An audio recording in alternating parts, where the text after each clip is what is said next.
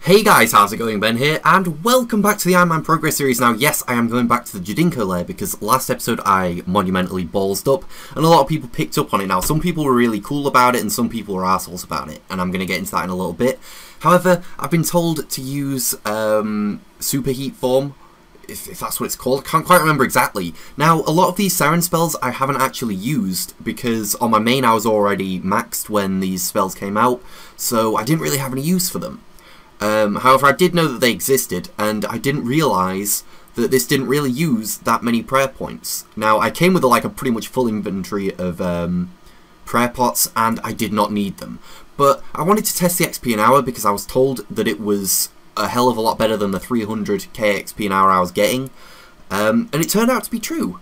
I ended up getting I did this for a quarter of an hour and got about 125k XP, which meant that this was approximately 500k firemaking XP per hour, which is really cool. Now, as I said, some people were really cool about it, and there was one guy in particular who was a bit of a dickhead about it, and I just said, look, listen here, mate, it's not on.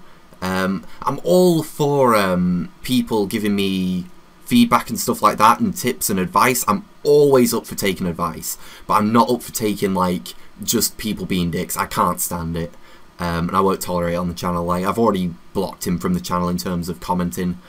If it goes I might just get rid of him from the thing in full, because this isn't what I want. I don't play as an elitist on RS. I never have done, and I never will do. I play for fun because it's a game. But regardless of that, someone told me about it and it was really cool, and I thanked him. I was like, look, cheers, dude. So yeah, I thought I'd give it a go. Sorry for the really somber start to this video. That was a bit depressing, wasn't it? Oh yeah, don't give me shit. Wow, that's tragic. But yeah, the reason I've recorded me showing this so long was just so I had the time to talk about that. But as I say, if ever you see me doing something that you feel is wrong, let me know, because I'm always up for making my game a bit more efficient.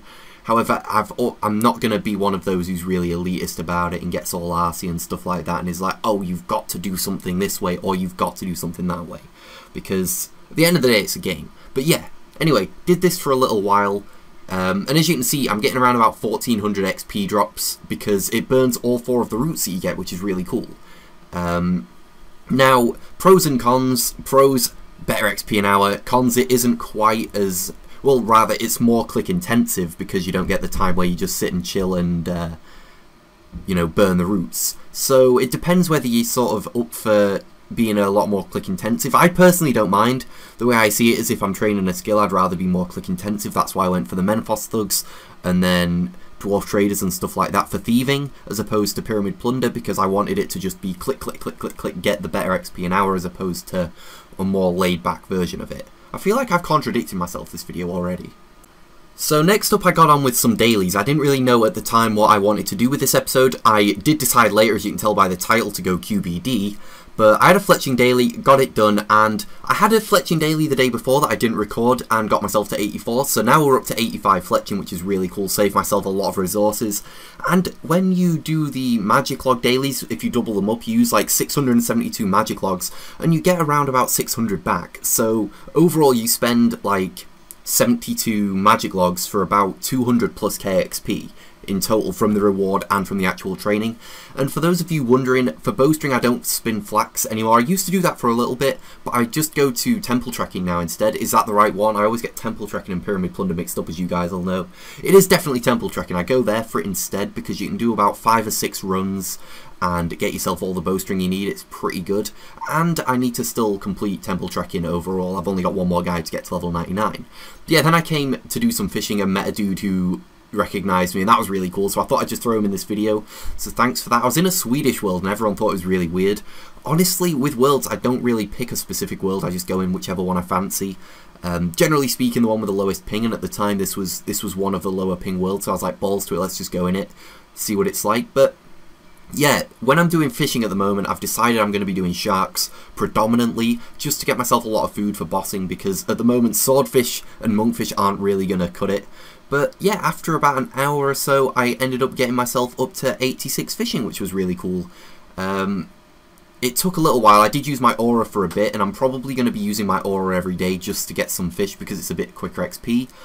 But yeah. So there we go, finally 86 fishing. And this is how many sharks I've got in total, sharks and great whites. Now great whites heal 100 more I believe than normal sharks, so getting those I was pretty happy with. But you can't see how many standard sharks I got, but those are my great whites. And I got quite a lot of them, which is really cool. Anyway, on to the good stuff, and I decided to go QBD because we only needed the Royal Bolt Stabilizer to make the full crossbow, and I already had 2 duplicates. And at the time I hadn't done many kills at all. I'd been very, very lucky at QBD. And the first loot was the Onyx Bolt tips, so I wasn't complaining too much. But then the second loot was also Onyx Bolt tips, and the third loot was also Onyx Bolt tips, so it was getting a little bit ridiculous. So I think in total I went 4 in a row with Onyx Bolt tips, which I thought was a little bit excessive, but I wasn't going to complain. But I wanted to show some of these chests, but I got myself the Royal Torsion Spring, which was kind of cool, because you need the parts to repair the crossbow when it degrades, but I still wanted that stabilizer. But I also got a Visage. Now, I didn't have my recording equipment open when I opened the chest, but I got my first Visage and I was losing my shit. I was proper happy about that. It was really cool. But then, honestly, like 2-3 kills later, the Royal Bolt Stabilizer comes in, which means I can now make my full crossbow, which, I think I did in total 45 kills, which was just... I think for 45 kills at QBD, to get everything, literally I've got all the drops bar the pet. I got the upgrade kit, I got the Visage, and I got all of the pieces, as well as, I think, in total 3 duplicates. In 45 kills, that's really good. The longest I went without a drop was 4 kills, which for QBD, considering how much I did it on my main back in the day when it was really consistent money, that's pretty good going, because there were times where I'd go like, 20 plus kills without any uniques. Now I know the uniques aren't necessarily worth more than the standard drops, but it's still nice to sort of get them. It's quite nice for a loot tab and stuff like that, but at the moment the spare parts are in my trophy tab until I need to use them to repair my crossbow. Now as for repairing the crossbow, I didn't realise this, but if you use parts on it before it's fully degraded, they repair it by 25%, meaning that you don't need to get all of the parts to repair it, because if it degrades to 0, you have to take all of the parts back to Thurgo, which means you're going to need, to get pretty lucky and not get duplicates and get all the parts again. It's going to be a nightmare. So I'm quite happy with that, but you take the Coral crossbow with all of the parts to Thurgo, he's happy to make it, and then I brandished it at QBD finally, and got myself a final kill, which, I was kind of gutted because QBD is one of my favourite bosses. I'm surprised I've not done it more on this account, but I wasn't going to complain. But now that I got this, I figured, and I know this is stupid and a lot of people are going to flame me, I wanted to try out Araxi, but I needed to get some tortoise shells to make a Beast of Burden. So I came to tortoises for a bit. It didn't take too long. I think I got like 6 in 5 minutes, which is quite lucky for me, because normally I spend half an hour here and get nothing. But yeah, this is my first Araxi attempt. Now, I wasn't expecting a kill. The whole point of this was to see just how many kills how far I could get in the fight, and to try and sort out an inventory system, because as you can see, my inventory there isn't ideal for Araxi. It's not right.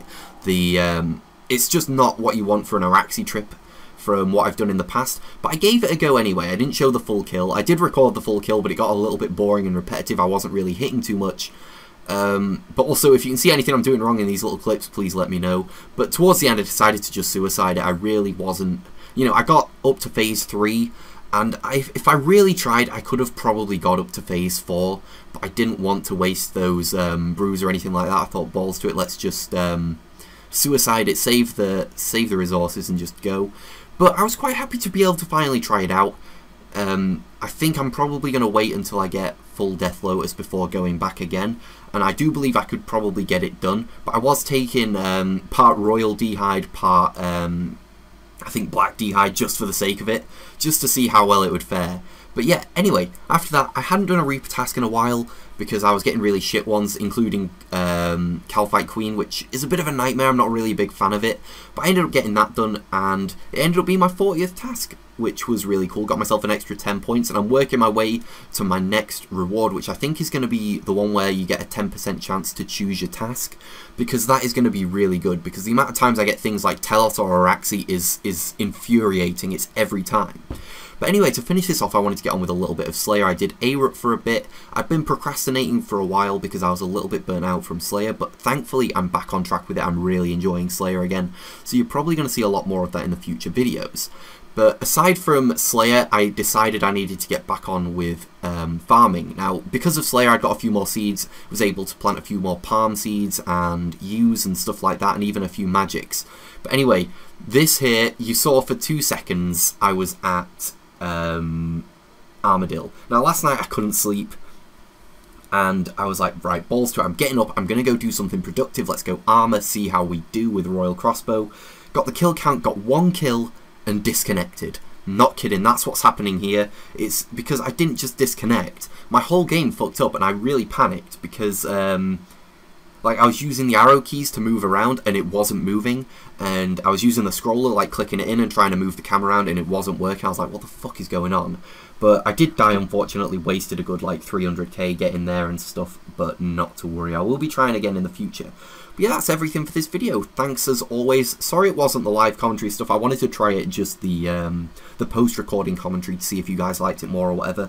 But yeah, thanks as always for the support, guys, and I will see you guys in the next video.